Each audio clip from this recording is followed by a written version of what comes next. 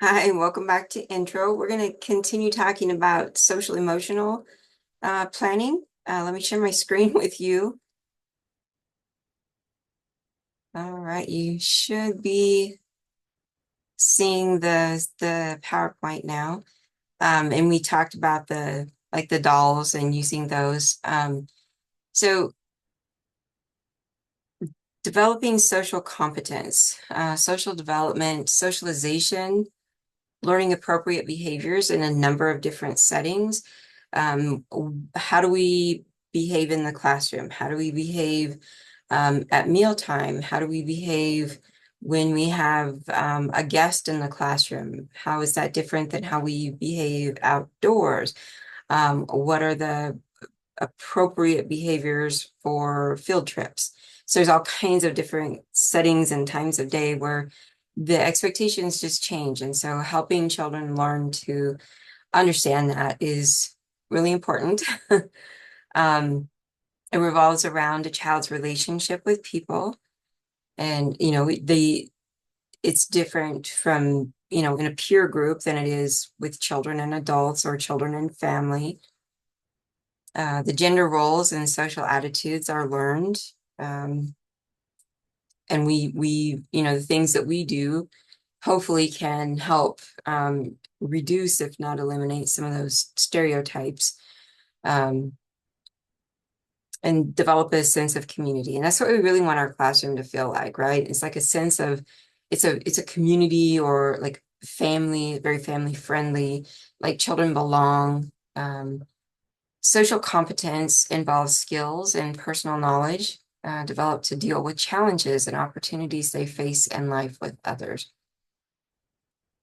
We just have challenges sometimes with other people, learning how to get along with people who are very different than us or people who express their feelings differently than we do.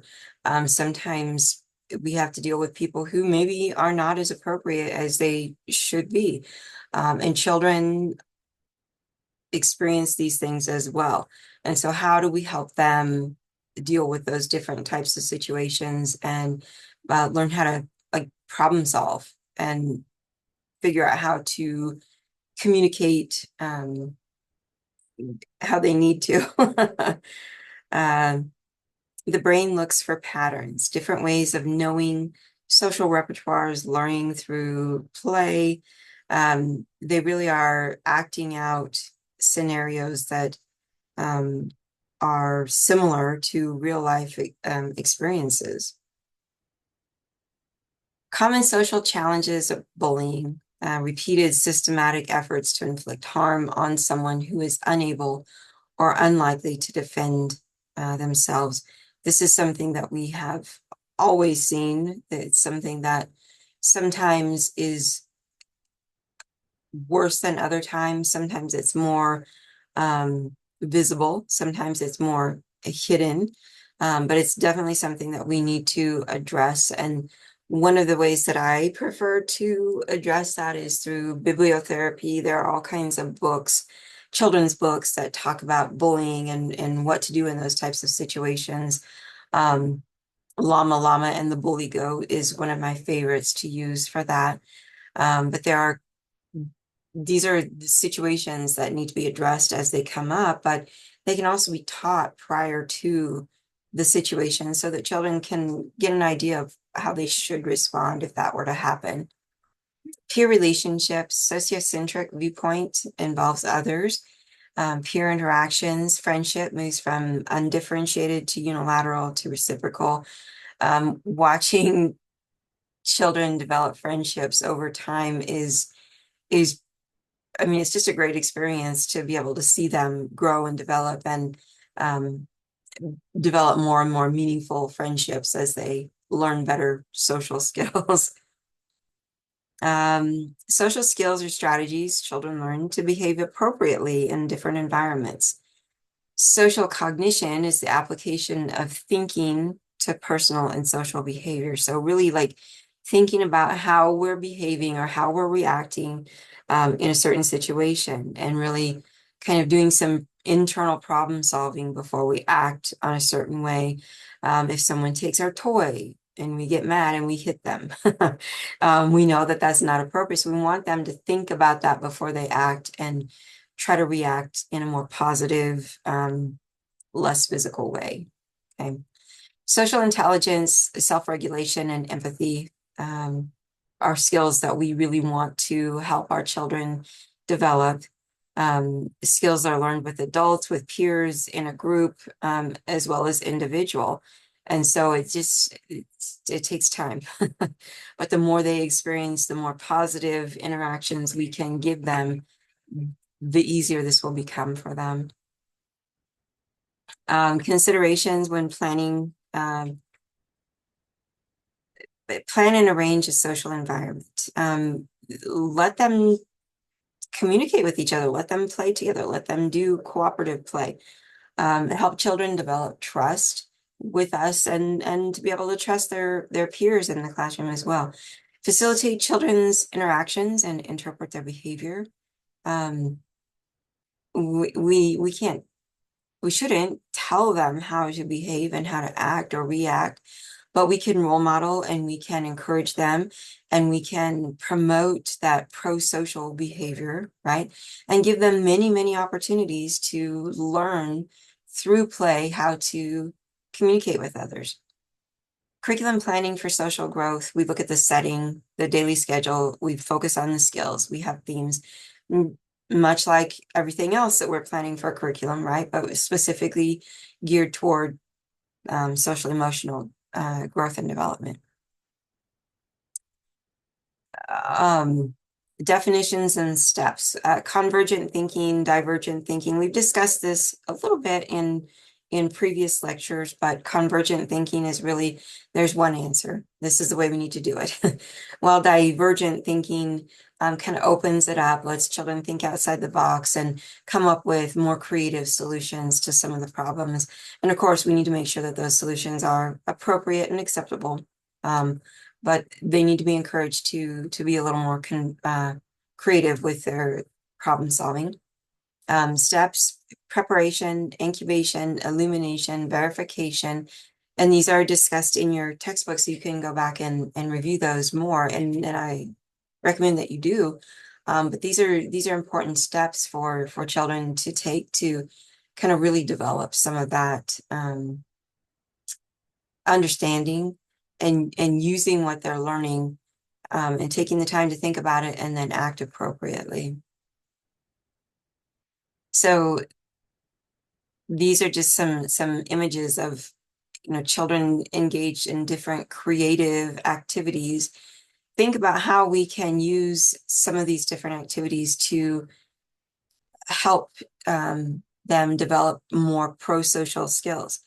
The picture on the right top hand side where they're working together, they're sharing some of the same supplies. That's a great way to help them learn how to engage with other people, right? Expression through the arts. Visual and performing arts promote brain development, help children focus and persist, and promote creativity and imagination. So when we combine that with group activities or even just working on similar projects side by side, that's in turn promoting more pro-social behaviors. Education in the arts, your book talks about Project Zero. I recommend that you take a minute and go back and review that if you aren't remembering that. The stages of children's art, the placement, shape, design, pictorial, all of those things are important, and we can, sorry, I don't know why my sound is on my phone. I apologize for that. But think about how we can help children engage in pro-social behaviors through art activities. How can we plan for them to work together and learn how to share and compromise and take turns, all of those pro-social things.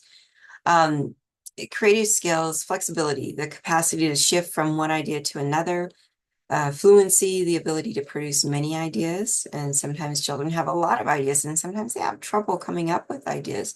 So we may need to help scaffold them in that area. And sensitivity, of course, teaching them to be sensitive as well as being sensitive ourselves to them and what their unique needs are. Imagination, originality, giving them plenty of opportunities to be creative and to create their own original work rather than requiring them to do worksheets or coloring sheets or things like that that we know are not necessarily developmentally appropriate. A willingness to take risks and elaboration. And of course, we want to promote that within safety expectations, right? We want them to be safe in the risk that they're taking. Using themselves as a resource, like having them think about, okay, we learned this, how can you use that with this situation? Gathering experiences, that's what they are going to school for. We need to give them plenty of opportunities to have as many experiences as possible. Some things to consider: provide an abundance of materials. They should always have plenty to go around, plenty to choose from. Give regular creative opportunities, encourage divergent thinking, help foster communication, talk with the children about their creations, have them ask them those open-ended questions and have them tell us about their creation, whatever that might be. Allow children to take the lead, integrate creativity and learning. Teacher timing and attitudes are important to really consider, like when do we step in, when do we offer further instruction or further ideas, when do we need to scaffold, when do we need to step back and let them grow on their own. So just some important things to think about there. Curricular planning for creative growth, the setting, the daily schedule, focus on skills, themes. Okay, so you see that this has kind of become a theme throughout these last few chapters that we've looked at. But these are the things that we really need to consider across the board, right? With whatever we're trying to teach and whatever skills we're trying to help them develop. Issues to consider with spiritual development. It's not necessarily religion, although it can be if you work in a religious setting. It influences a child's cultural identity, deep experiences with themselves and the world, really understanding, what they're all about as a person. Our role is not to teach religion or pass on a religion, but just to encourage them to learn about themselves and their own spiritual growth. It cannot and should not be taught explicitly. That's not our place as teachers. But the children can be their own spiritual resource as well as their families. Okay. So it's kind of a something different to kind of consider here. If you have questions, let me know. If you have not read through this section in your textbook, I recommend that you do. There's some pretty valuable information there. All right. Nurturing emotional intelligence, self-awareness, self-regulation, motivation, empathy, social skills. All of this requires us to get to know each individual child and their unique needs and unique ways of learning. Okay, so we need to look at each piece here and think about it in terms of each individual child. And I know that's a lot. It's a lot that we are expected to do as teachers, but it's in the best interest of our children. Our classroom runs much more smoothly. We cut way back on behavioral issues if we can really think about the individual children's needs and what they need to get from our lessons. Okay. What questions do you have?